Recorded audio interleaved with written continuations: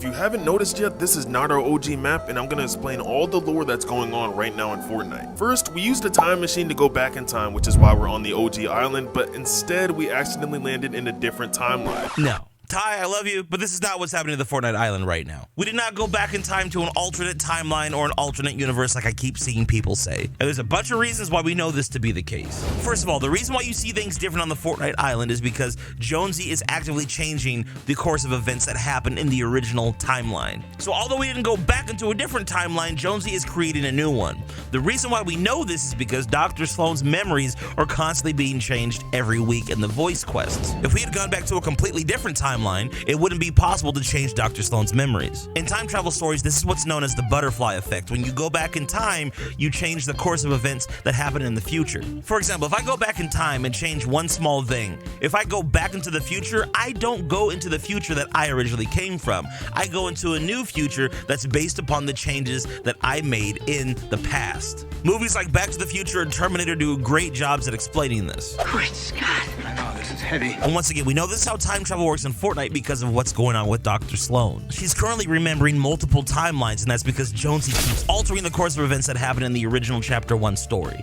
One of the things he didn't change, though, was the visitor showing up on the island. Everyone keeps saying that the visitor never showed up, but there's two major flaws with this. One, if the visitor never showed up, why does Dusty Divot exist? And number two, why is the cube on the island? Remember, in the original Chapter 1 Season 5, the only reason the cube was able to show up was because there was a rift that was opened in the sky. Now, from what I've been told, the reason why there were no rifts in the sky this season was because Epic wasn't able to add them in. If I'm being completely transparent, I don't know how true that is. But let's say that that's not the case. We still have Dusty Divot, we still have fragments of the meteor on the island, and we still have the cube here. Maybe it was the case that the visitor did leave, but just didn't leave as many rifts, or maybe Jonesy found a way to patch them after the cube came through.